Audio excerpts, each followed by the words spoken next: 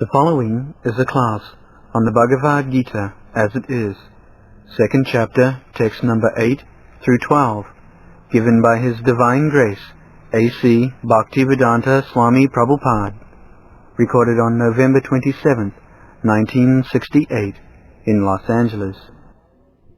I can find no means to drive away this grief which is drawing up my senses. I will not even be able to destroy it if I win an unrivaled kingdom on the earth, with sovereignty like the demigods in heaven. Sanjaya said, having spoken thus, Arjuna, chastiser of the enemies, told Krishna Govinda, I shall not fight, and fell silent. O descendant of Bharata, at that time Krishna, smiling in the midst of both the armies, spoke the following words to the grief-stricken Arjuna. The Blessed Lord said, when we become very serious in a dangerous position, as if we are lost, but Krishna's mind. Sometimes we think this is called illusion. The same example, just a man in dreaming, crying, there is a tiger, it is eating me. And the man who is asking his mind, where is the tiger? Where is the tiger? And this man is crying, tiger. Similarly, when we are very much perplexed, just like the politicians, they are sometimes perplexed in political situation and claiming, this is my land, my country. The other party also claiming, it is my land, my country, and they are fighting very gravely. Krishna's mind. So what this nonsense of claiming my country, my land? It is my land and they are claiming my land and fighting. Actually, the land belongs to Krishna, but these people, under illusion, claiming, it is my land, it is my country, forgetting how long it shall belong to this country or this nation. That is called illusion.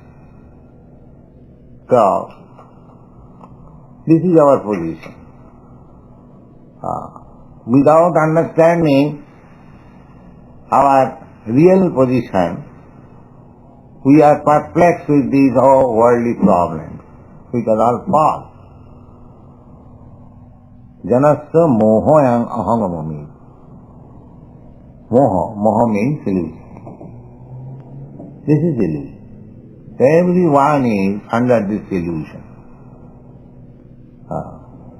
So one is intelligent if he can understand that this worldly position is simply illusion.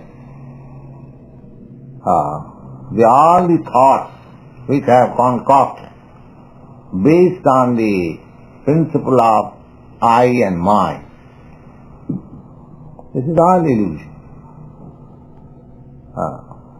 So when one is intelligent to get out of the illusion, he surrenders to a spiritual master. That is being exemplified by Arjuna. When he is too much perplexed, he was talking with Krishna's friend, but he saw that this friendly talking will not solve my question, and he selected Krishna because he knew the value of Krishna. At least he ought to have known his friend, and he knows that Krishna is accepted, although he is acting as my friend, but by great authority Krishna is accepted as the Supreme Personality of Godhead. That was known to him. So, he said that I am so much puzzled that I I cannot understand, even accepting that I shall be victorious in this battle, still I shall not be happy. What to speak of being victorious of this planet? If I become the king of all other planets, or if I become a demigod in the higher planetary system, still this state cannot be mitigated. Verse 11. The Blessed Lord said, while speaking learned words, you are mourning for what is not worthy of grief. Those who are wise will lament neither for the living nor the dead. Purport. The Lord at once took the position of the teacher and chastised the student, calling him indirectly a fool. The Lord said, you are talking like a learned man, but you do not know that one who is learned, one who knows what is body and what is soul, does not lament for any stage of the body, neither in the living nor in the dead condition. As explained in later chapters, it will be clear that knowledge means to know matter and spirit, and the controller of both. Arjuna argued that religious principles should be given more importance than politics or sociology, but he did not know that knowledge of matter, soul, and the supreme is more important than religious formularies. And because he was lacking in that knowledge, he should not have posed himself as a very learned man. As he did not happen to be a very learned man, he was consequently lamenting for something which is unworthy of lamentation. The body is born and is destined to be vanquished today and tomorrow. Therefore the body is not as important as the soul. One who knows this is actually learned. For him there is no cause for lamentation in any stage of the material body. 12. He says, Krishna says that this body, either dead or alive, has nothing to be lamented. Dead body, suppose when the body is dead, it has no value. What is the use of lamenting? You can lament for many thousands of years, it will not come to life. So, there is no cause of lamenting on dead body, and so far spirit soul is concerned, that is eternal. Even it appears to be dead, or the death of this body, he does not die. So, why one should, my father is dead, my such and such relative is dead and crying. He is not dead. This knowledge one must have. Then he will be cheerful in all cases. And he will be interested simply in Krishna consciousness. There is nothing to be lamented for the body, either alive or dead. That is being instructed by Krishna in this chapter. Well, never was there a time when I did not exist, nor you, nor all these kings, nor in the future shall any of us cease to be. Purport. In the Vedas, in the Kapha Upanishad, as well as in the Svetasvatara Upanishad, it is said that the Shita-shata. There are many Upanishads. They are called Vedas. Upanishads are the headlines of the Vedas. That's like in a chapter there is a headline. Similarly, these Upanishads are the headlines of the Vedas. Got open. There are 108 Upanishads. Principle. Out of that, 9 Upanishads are very important. So, out of those 9 Upanishads, Shita-shatara Upanishad, Taittiriya Upanishad, Aitareya Upanishad, Isha Upanishad, Mandu Upanishad, Mandukya Upanishad, Katha Upanishad, these Upanishads are very important.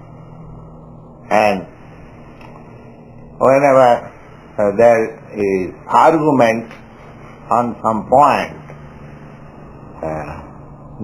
one has to give reference from this Upanishad. if one can give reference from the Upanishad, then his argument is very strong. Sabda pramana. Praman means evidence. Evidence, if you want to gain in your case, just like you have to give very nice evidence in a court.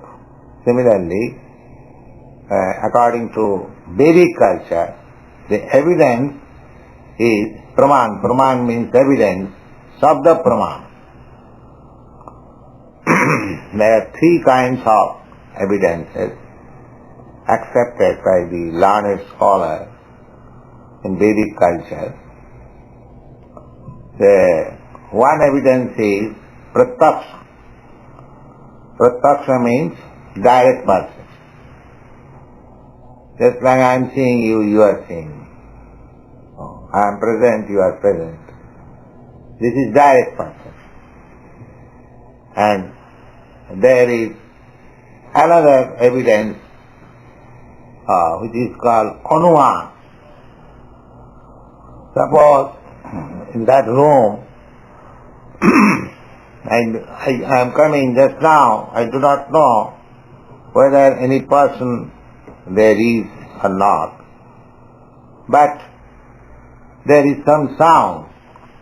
I can imagine, there is somebody. This is called anuman. In logic it is called hypothesis. That is also evidence. If by my bona fide suggestion I can give evidence, that is also accepted. So direct evidence and what you call hypothesis or suggestion evidence. But the strong evidence is sabda prama,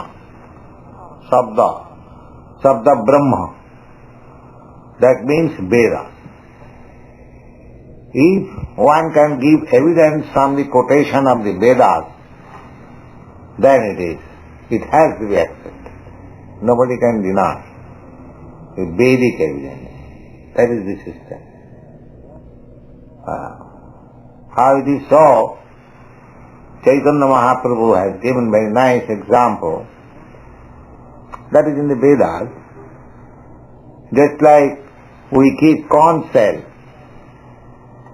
in the deity's room, corn cell is considered very pure, transcendental. Otherwise, how you can keep before deity and you blow corn cell, you offer water with corn cell, how you can offer?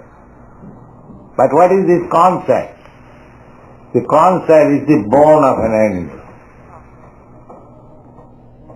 It is nothing but bone of an animal. But the Vedic injunction is that if you touch the bone of an animal, you will have to take bath immediately. You become impure. Now one may say, oh, this is contradiction.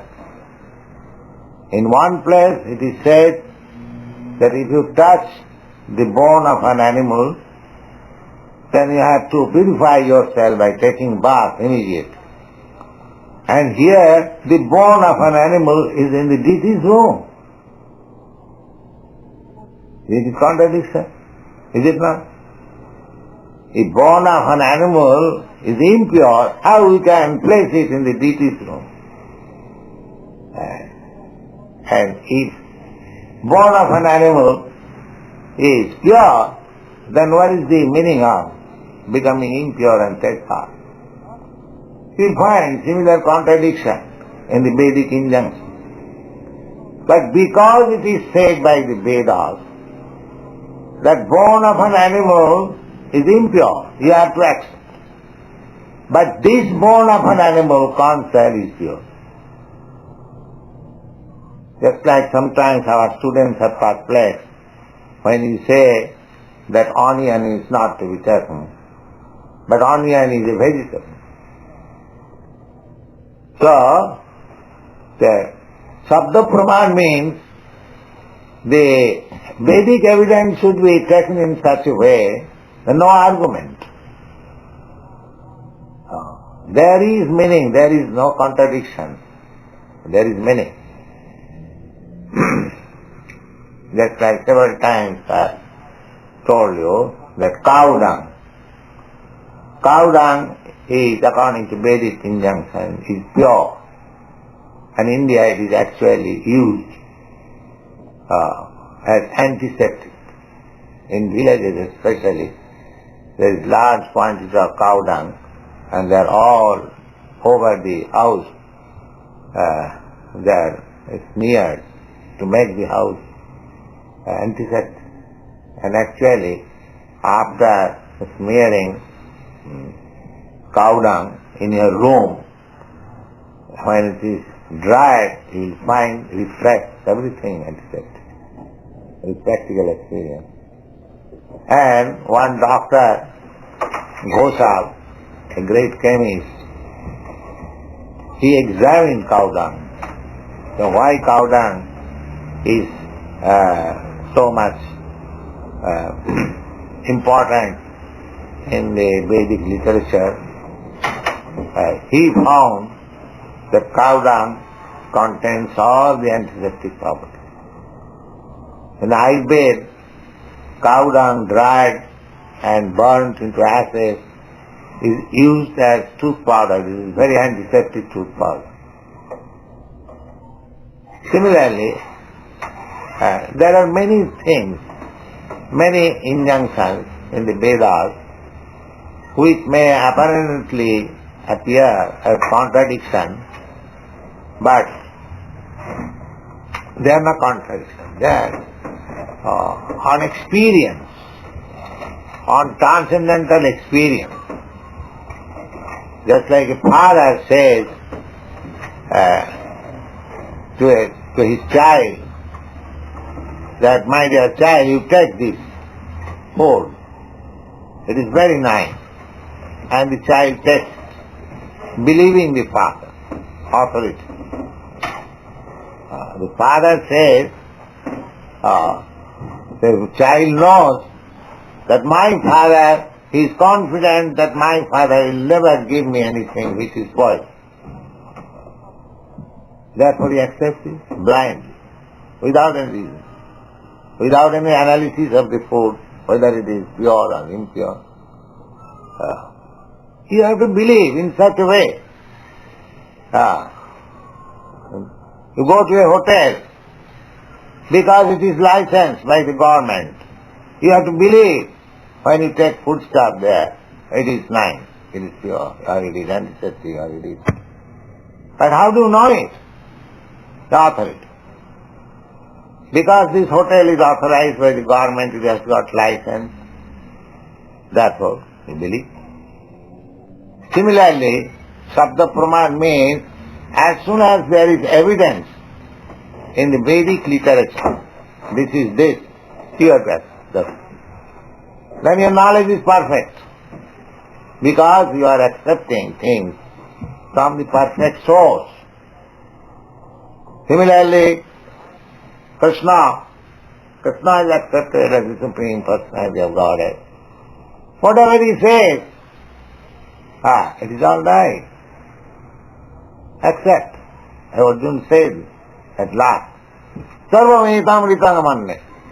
My dear Krishna, whatever you say, I accept it. That should be our principle. Why should we bother about researching when the evidence is there from the authority?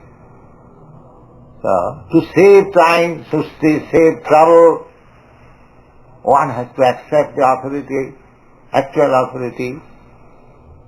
This is the Vedic process. And therefore Veda says, Tadvijnanatham sa gurumeva vidachet. Tadvijnanatham, in order to learn that transcendental science, one has to accept Guru Meva. Certainly, one must.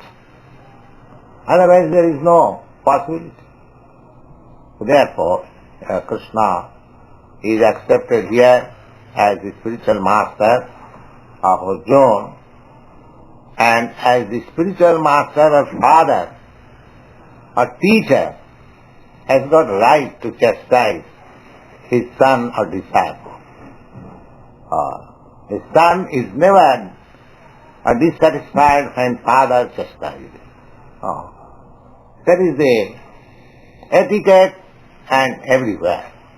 Even the father is sometimes violent, the child or the son tolerates. The typical example is Prahlad Maharaj. Innocent child, Krishna consciousness child, but his father tortures.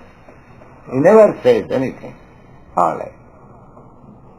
Similarly, Krishna, just after taking the position of the spiritual master, is designating Arjuna as a grand fool. Just like Chaitanya Mahaprabhu also said that my spiritual master found me a great fool. Was Chaitanya Mahaprabhu a fool? And can it be possible that anyone can become the spiritual master of Chaitanya Mahaprabhu? Both things are impossible. Chaitanya Mahaprabhu, even not accepting him as incarnation of Krishna, he simply accepts him as ordinary scholar or man. There was no comparison of his scholarship. But he says that my spiritual master found me a great fool. What is that meaning? That a person, even in my position, always remains a fool before his spiritual master. That is good for him. Nobody should impose that what you know, I know better than you. This position is not denied. And other point is, from the disciple's point of view, why he should remain always a fool before a person unless he is actually authorized, actually so great that he can teach me as a fool. One should select a spiritual master in that way, and as soon as the spiritual master is selected, one should remain always a fool, although he may not be a fool, but the better position is like that. So, Arjuna, instead of remaining on the same level as friend and friend, voluntarily accepting to remain a fool before Krishna. And Krishna is accepting that you are a fool. You are talking just like a learned man, but you are a fool because you are lamenting on a matter which no learned man laments. That means a fool laments that you are a fool. Therefore you are a fool. It is in a roundabout way, just like what is called in logic is a parenthesis or something like that. Yes, that if I say that you look like that person who stole my watch, that means you look like a thief. Similarly, Krishna in a roundabout way says that, my dear Arjuna, you are talking just like a learned man, but you are lamenting on a subject matter which no learned man laments. Ron? In the Svetashvatara Upanishad, it is said that the Supreme Personality of Godhead is the maintainer of innumerable living entities in terms of their different situations according to the individual work and the reaction to work. That Supreme Personality of Godhead is also, by its plenary portions, alive in the heart of every living entity. Only saintly persons who can see, within and without, the same Supreme Personality of Godhead can actually attain to perfect peace eternal. The same Vedic truth enumerated herein is given to Arjuna, and in that connection to all persons in the world who pose themselves as very learned but factually have but a poor fund of knowledge. The Lord says clearly that He Himself, Arjuna, and all the kings who are assembled in the battlefield are eternally individual beings, and that the Lord is eternally the maintainer of the individual living entities. What is the original verse? Is it? Never was there a time when I did not exist, nor you, nor all these Now, things. never there was a time when I did not exist, nor you, nor these people. Now, he analytically says, I, you, and first person, second person, and third person. That is complete. I, you, and others. So, Krishna says, never there was a time when I, you, and all these persons who have assembled in this battlefield did not exist. That means, in the past, I, you, and all of them, they individually existed. Individually. The Mayavadi theory is that the ultimate spirit is impersonal. Then how Krishna can say that never there was a time when I, you, and all these persons never existed? That means I existed as individual, you existed as individual, and all these persons who are before us, they also existed as individuals. Never there was a time. Now, what is your answer, Dinda? Krishna says, never we were mixed up. We are all individuals.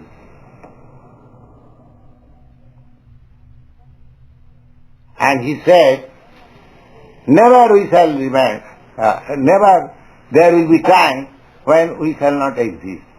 That means in the past we existed as individuals. In the present there is no doubt we are existing as individuals. And in the future also we shall continue to remain as individuals. So when the impersonal conception comes at all, in the past, present, future, there are 3 times. And all the times we are individual. Then when God becomes impersonal, or I become impersonal, you become impersonal. Where is the chance? Now Krishna clearly says, and there was never a time when I, you, and all these individual kings or soldiers, and there's not that we did not exist in the past. So in the past we existed as individuals, and the present there is no doubt we are existing as individuals. You are my disciple, I am your spiritual master, but you have got his individuality, I have got my individuality. If you don't agree with me, you can leave me. That is your individuality. So, if you don't like Krishna, you cannot become in Krishna consciousness. That is an individuality. So this individuality continues. Similarly, Krishna, if he does not like you, he may refuse you, Krishna consciousness. Not that because you are following all the rules and regulations and Krishna is obliged to accept you. No. If he thinks that he is nonsense, I cannot accept it. He will reject you. So he has got individuality, you have got individuality, everyone has got individuality. Where is the question of impersonalism come? There is no possibility. And if you don't believe Krishna, you don't believe Vedas, apart from anything else, Krishna is accepted as the supreme authority, the personality of Godhead, then if you don't believe Him, then where is the possibility of advancing in knowledge? There is no possibility of it.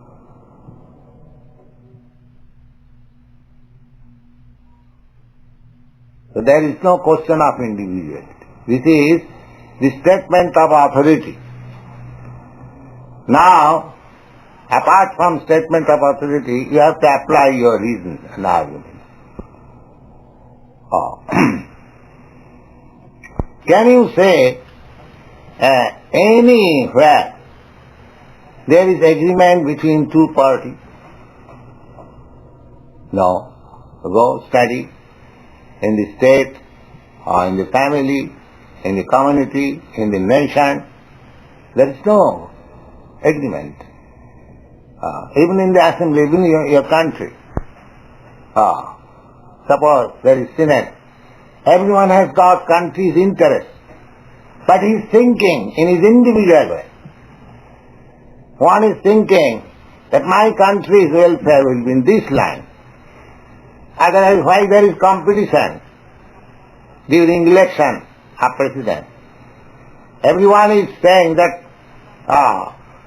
America needs Nixon. And another president, he also says, America needs me. But why two? If America needs you are both no, there is individuality. Mr. Nixon's opinion is something else, Mr. Another candidate's opinion is something else. In the assembly, in the Senate, in the Congress, in the United Nations, everyone is fighting with his individual view. Otherwise, why there are so many flags in the world?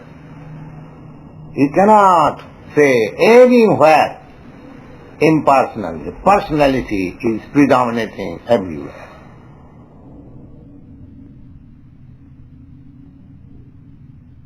Everywhere. The personality, individuality is predominant. So, we have to accept. We have to apply our reasons, arguments, and accept the authority. Then the question is solved. Otherwise it is difficult. The Supreme Personality of Godhead is the Supreme Individual Person. The Lordship of the Lord's eternal associate, and all the kings assembled there are individual, eternal persons.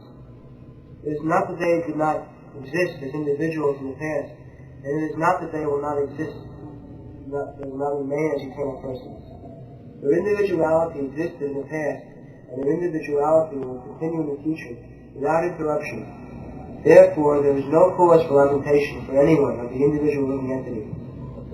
The Mayavadi, or personal theory, that after liberation the individual soul, separated by the covering of Maya or illusion, will merge into the impersonal Brahman without individual existence. Now, the Mayavadi says that this individuality is Maya.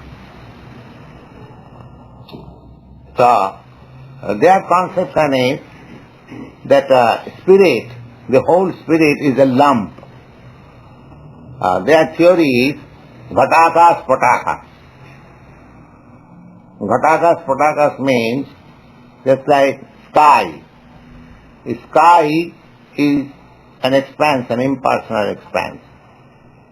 So, in a pot, in a water pot, in a pitcher that is closed, now within the pitcher there is also sky, a small sky.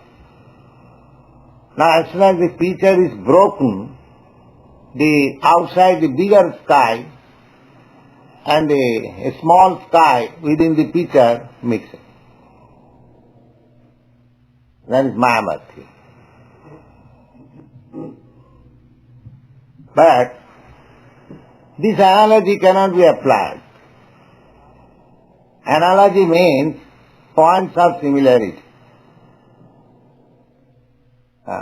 That is the law of analogy. The sky cannot be compared. The small sky within the pitcher cannot be compared with a living entity. It is material.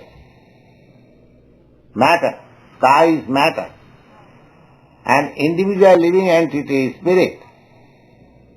So, how you can say that's like a small ant. It is spirit, soul. It has got its individuality. But a big dead stone, hill or mountain, it has no individuality. So matter has no individuality. The spirit has individuality. So if the points of similarity differ, then there is no analogy. That is the law of analogy. So you cannot analogize with matter and spirit. Therefore this analogy is fallacious. The ghatakas patakas. Then another evidence is in the Bhagavad Gita. Krishna says that mamaivangsha jiva bhutam. These individual souls, they are my part and parcel.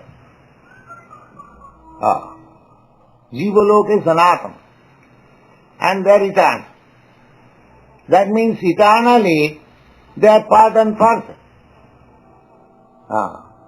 Then when, how this Mayavad theory can be supported, that due to Maya, being covered by Maya, they are now appearing individual separate, but when the covering of Maya will be taken away, they will mix up just like the small sky within the pitcher and the big sky outside mixes. So this analogy is fallacious from logical point of view as well as from authentic Vedic point of view. They are eternally fragments. And there are many other evidences from Bhagavad Gita. The Bhagavad Gita says that a spirit cannot be fragmented. So, if you say that by covering up Maya, the spirit has become fragment, and that is not possible. It cannot be cut. Just like if you cut one big piece of paper into small fragments, it is possible because it is matter. But spiritually, it is not possible. Spiritually, eternally, the fragments are fragments and the Supreme is Supreme. Krishna is the Supreme and we are fragmental parts, we are fragments, eternal. These things are explained in Bhagavad Gita in different places very nicely. I request you all to keep one copy of this Bhagavad Gita, every one of you, and read it carefully. And there will be examination in the coming September. So, of course that is voluntary, but I request you to prepare for the examination next September. And one who will pass the examination will get the title Bhakti Shastra. Have you distributed that? Yes. Gone. There is a theory that we only think of individuality in conditioned states supported herein. Krishna clearly says that in the future also, the individuality of the Lord and others, as it is... Krishna never says that after liberation, these individual souls will mix up with the Supreme Soul. Krishna never says in the Bhagavad Gita. Krishna clearly says that in the future also the individuality of the Lord and others, as it is confirmed in the Upanishads, will continue eternally. This statement of Krishna is authoritative. Yes, Upanishad says, Nitya Nityanam. Now, Nitya means eternal, and the Supreme Lord is the Supreme Eternal, and we, individual souls, we are also many eternal. So he is the leader eternal. Eko bahuna, how he is leader? Eko bahunam vidadhati kaman. That one singular number eternal person, he is supplying all the needs of other eternal. These things are clearly said in the Vedas. And actually, we are experiencing, just like in Christian theology, the individual goes to the church and prays God, give us our daily bread. Why? He is asking God. Of course, this atheist class of men are now teaching them, where is bread? You are going to church. You come to us, we shall supply you bread. So, this Vedic thought is there also. The Vedas says, Eka bahunam vidadhati kama. That Supreme One, Eternal, is supplying, is maintaining all other individuals, eternal. And Bible also enjoins that you go ask for your bread to God. Unless God is maintainer and supplier, why this injunction is there? Therefore he is the leader, he is the maintainer. And the Vedas clearly say, this is the position, he is the supreme. And by knowing this, one can become in peace. That is the Vedic injunction. The statement that Krishna is a Godhead, because Krishna cannot be subject to illusion. If individuality... Yes, if the Mahabharati philosopher says that this statement of Krishna is in Maya, that he says that everyone was individual in the past. No, in the past everyone was one, lump sum, homogeneous. And by Maya, we have become individual. If the Mahabharati says like that, then Krishna becomes one of the conditioned soul. He does not, he loses his authority.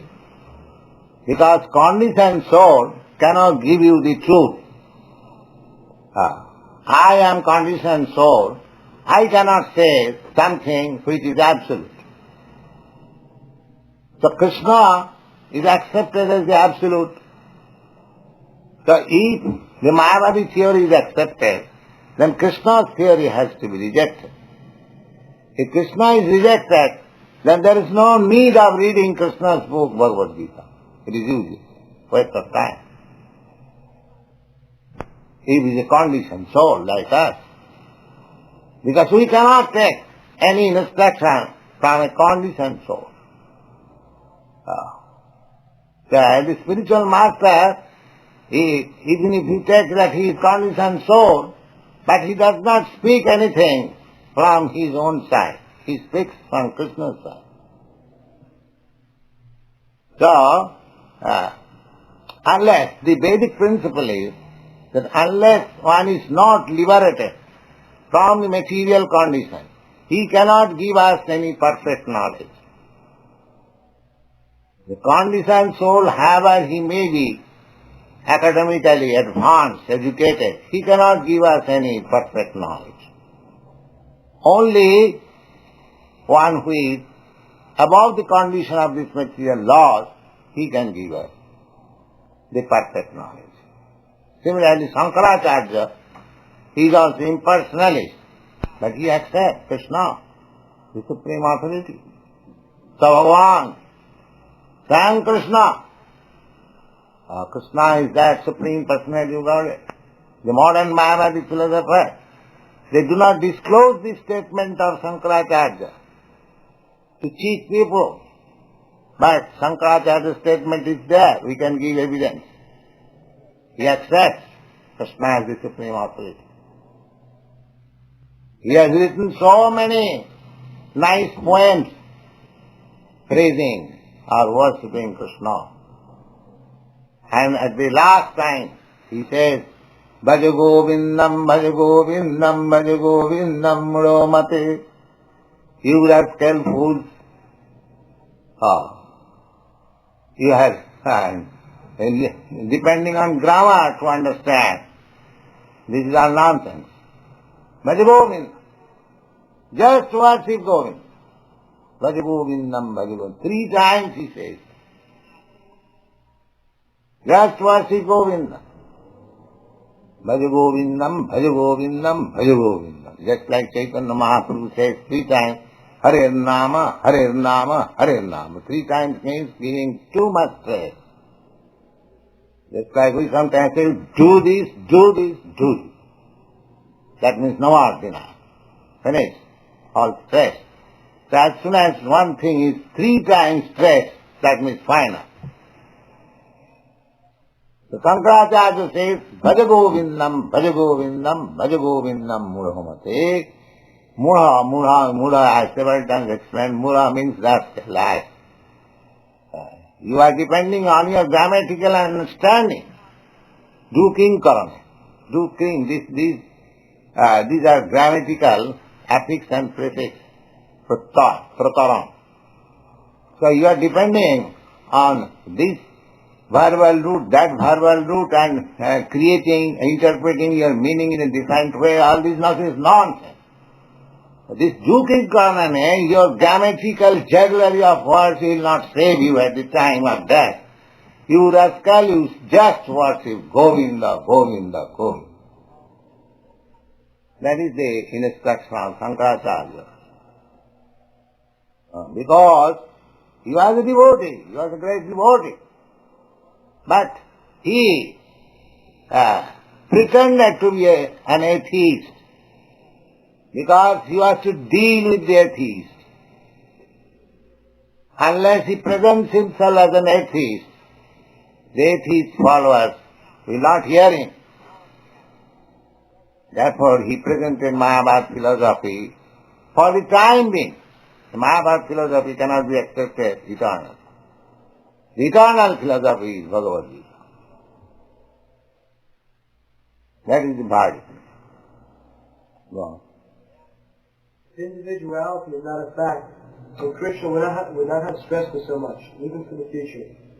Mayavadi may... Yes, he says that there was no such time when we are not individual, and there will be no such time in the future when we shall not remain individual. As so far present is concerned, we are all individual, you know. So where is the possibility of losing individuality? Become impersonal? No. There is no possibility.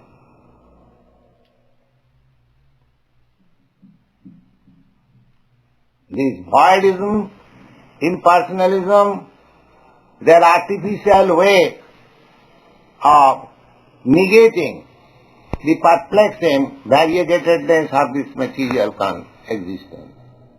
That is the negative side only.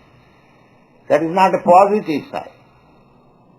The positive side is that, as Krishna says, Tattadeham punarjanmanati mameti kaunte. After giving up this material tabernacle, one comes to me. Just like after leaving this room, you have to enter another room. You cannot say that after leaving this room, I shall live in this car. Similarly, after leaving this body, if you go to Krishna and the spiritual kingdom, your individuality will be there, but you will have that spiritual body. When there is spiritual body, there is no perplexity. Just like your body is different from the body of the aquatics. The aquatics, they have no disturbance in the water because their body is made like. They can live there peacefully. You cannot live. Similarly, the fishes, if you take them out of the water, they cannot live. Similarly, because you are spirit soul, you cannot live peacefully in this material world. This is foreign. But as soon as you enter into the spiritual world, your life is eternal, blissful, and full of knowledge. Real peace. Tattaviham punarjanmanaiti. Krishna says, after leaving this body, he does not come to this perplexity, the material world. Mamet, he comes to me. Me means his kingdom, his paraphernalia, his associates, everything. If some rich man or some king says, all are to come to me, that does not mean that is impersonal. If a king says come to me, that he has got his palace, he has got his secretary, he has got his nice apartment, everything is there. How it can be impersonal? But he says only come to me. This me means everything. This me does not mean impersonal. And we get information from Brahma Samhita, Lakshmi Sahasra Sata Samramase Brahmanam, Surabhi Rabhipalayantam. So he is not impersonal. He is raising cows. He is with hundreds and thousands of goddess of fortune, his friends, his paraphernalia, his kingdom, his house, everything is there. But there is no question of impersonalism. Yes. Mayavadi may argue that the individuality spoken of by Krishna is not spiritual but material. Even accepting the argument that the individuality is material, how can one distinguish Krishna's individuality? They also think of Krishna therefore as material. And that is also condemned by Krishna, you will find, Avajananti manga murha manasim tanumat. Because I have appeared just like a human being, these rascals derided me, that I am also one of them. Mudha. Mudha means rascal. Just like Dr. Radhakrishnan said, it is not to Krishna. Krishna, it is the soul within the Krishna. That means he identifies Krishna as one of us. His body and his soul divine. But Krishna is not a... Krishna says, Samavami Atmamaya. I appear in my own original stature. I do not change. We change. The individual soul, Prakriti Kriyamanani, he is conducted by, influenced by this Prakriti nature. But he is not conducted or influenced by the nature. He comes in his own influence. As he is. Atmaya. This is the distinction. Therefore he does not change body. When I come, I change body. This time I may have this body, next time I may have another body. That is material. And therefore I forget. Just like Krishna says in the 4th chapter, that many times you and I came, we have forgotten. Because we change our material body, therefore we forget. These things all will be explained. Gone. Krishna affirms individuality in the past and confirms individuality in the future also. He has confirmed his individuality in many ways. The impersonal Brahma has been declared as subordinate to him. Krishna has maintained spiritual individuality all along, and if he is accepted as an ordinary conditioned soul in individual consciousness, then his Bhagavad Gita has no value as an authoritative scripture. A common man with all the defects of human frailty is unable to teach that which is worth hearing.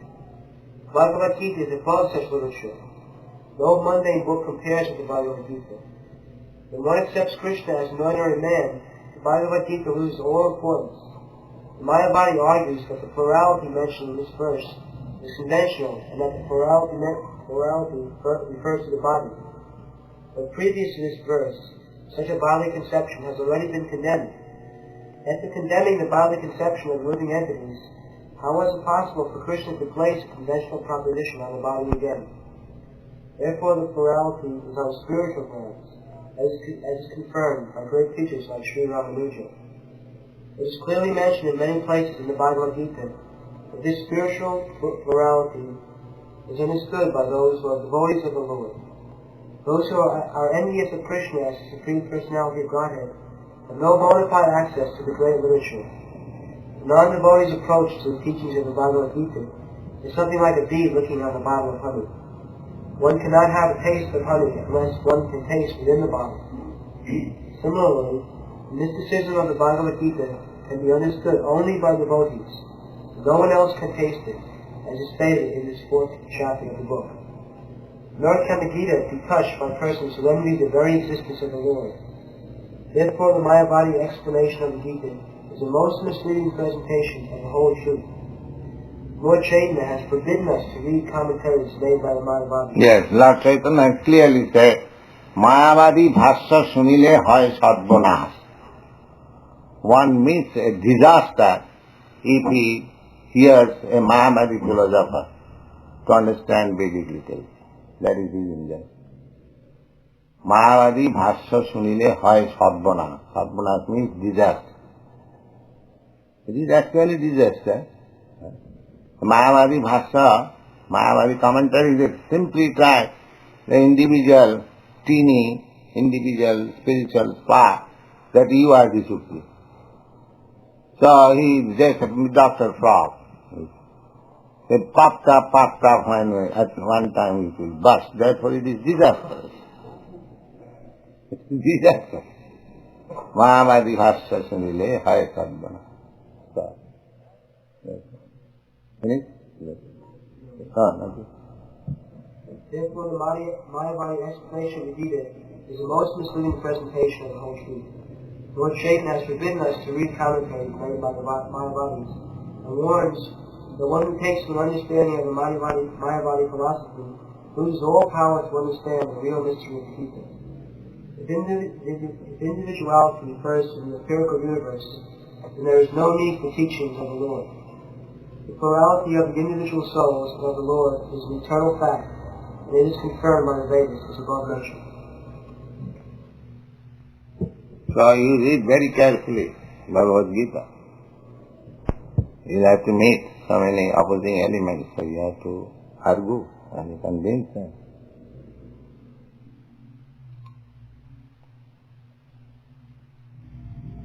I read somewhere in your writings that in order to understand the confidential affairs of Radha and Krishna, one must serve the gopis, or a servant of the gopis. And I assume that you were a servant of the gopis. Is that correct? Or how do I serve the servants of the gopis? The gopis, they are not conditioned souls. They are liberated spirits. So first of all you have to come out from this conditioned life, then the question of serving gopi will come. Don't be, at the present moment, very eager to serve gopi. Just try to get out of your conditional life. Then time will come when you will be able to serve gopi. In these conditional states, we cannot serve anything. Krishna is performing. But Krishna gives us opportunities to accept service in this Archa Marga. Just like we keep the deity of Krishna or prasadam under regulation, under principle. So we have to make advance in this way. This chanting, hearing and worshipping in the temple, arati, offering prasadam. In this way, as we make advance, then automatically Krishna will reveal to you and you will understand your position how you have to. Gopis means who are always constantly engaged in the service of the Lord. So that eternal relationship will be revealed. So we have to wait for that. Immediately we cannot imitate serving gopis. That's a good idea that we shall serve gopis, but it will take time, not immediately. Immediately we have to follow the rules and regulations and routine work. Yes. Do the liberated souls also seek after this Krishna consciousness? Those that have become... They become perfect in Krishna consciousness. Liberated soul means we are just trying to be Krishna conscious. We are not actually in full Krishna consciousness. We are just like a diseased person is trying to be recovered. So one who is recovered, there is no question of his healthy life. We are trying to be healthy, our present position. So we are trying to be Krishna conscious. So one who is liberated, he is nothing but Krishna conscious.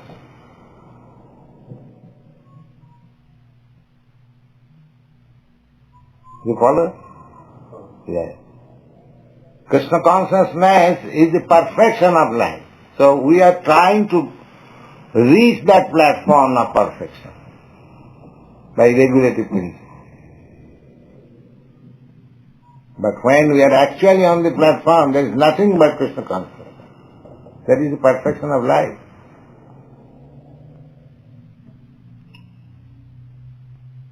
That is our actual liberated stage.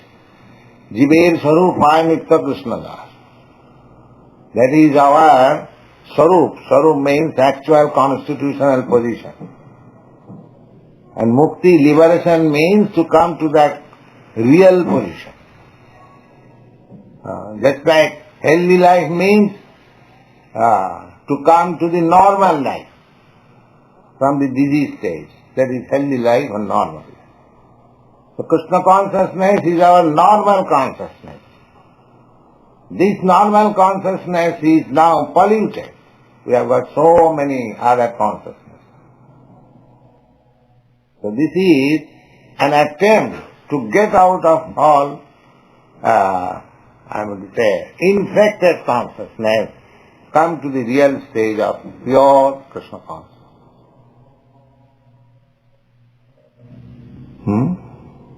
It says in Srimad Bhagavatam that Vyasadeva was afraid that Srila Goswami, when he was born, would leave home because he was already a liberated soul.